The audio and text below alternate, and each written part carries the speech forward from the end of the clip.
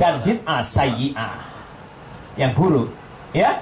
Tetapi di tempat yang lain beliau menyatakan bahwa bid'ah dibagi menjadi 5. Mana yang benar? Perkataannya yang sama.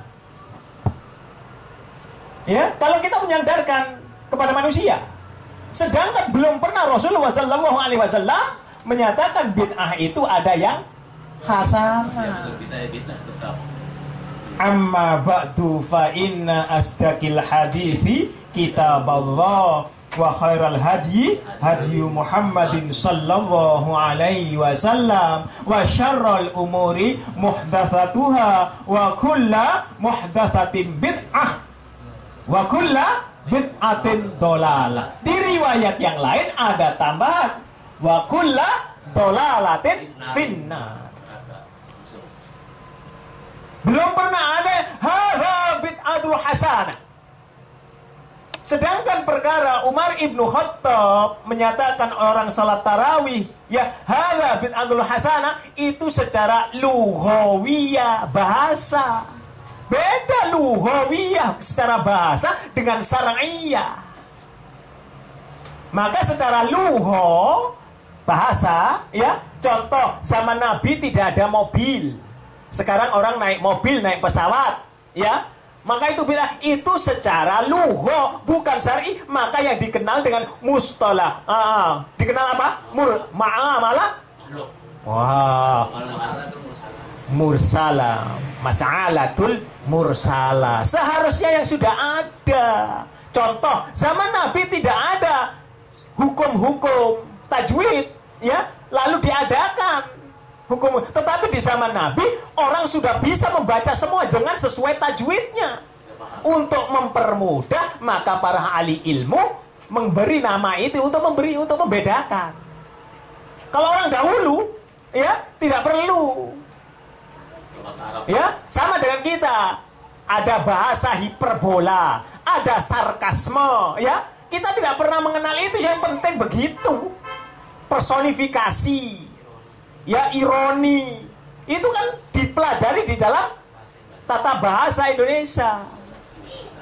Di zaman Nabi tidak ada seperti begitu. Kemudian ulama-ulama, nah itulah sama. Dan itulah yang disebut mas'alatul mursalah.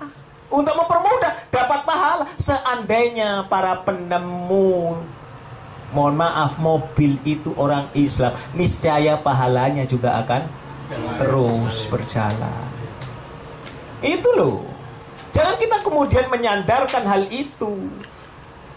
Ya, saya bisa siapkan pula perkataan. Jadi nggak ada kata kawan ini kan bid'ah hasanah, ya. Dilihat dulu sampai ngomong begitu. Karena apa? Saya tidak menyalahkan dia, karena kitab-kitab yang dibaca itu seperti begitu di dalam Syarh Sahih Muslim, di dalam Fathul Bari. Syarh apanya? Fathul Bari. Syarh Sahih Bukhari. Imam Ibnu Hajar Asqalani sudah menyatakan begitu. Subulus Salam, Syarh Bulughul Maram, Imam Sun'ani itu, ya, menyatakan seperti begitu. Ya, jangan salahkan kawan-kawan kita jika menganggap itu bid'ah hasanah dan bid'ah sayyi'ah. Padahal hakut tasrif haknya Allah.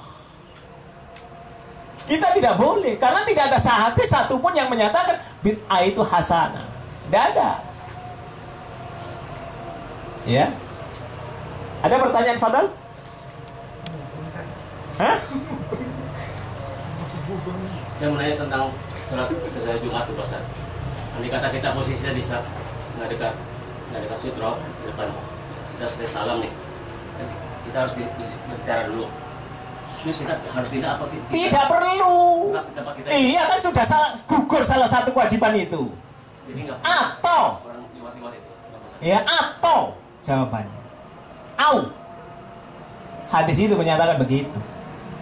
Jadi Anda disuruh milih itu. Jadi jangan salahkan, tetapi perlu diketahui pendapat ulama-ulama tersebut bisa salah, bisa benar. Kita harus didasarkan kepada al-hadis. Kalau kita tidak melihat itu, maka tidak bisa kita mengetahuinya.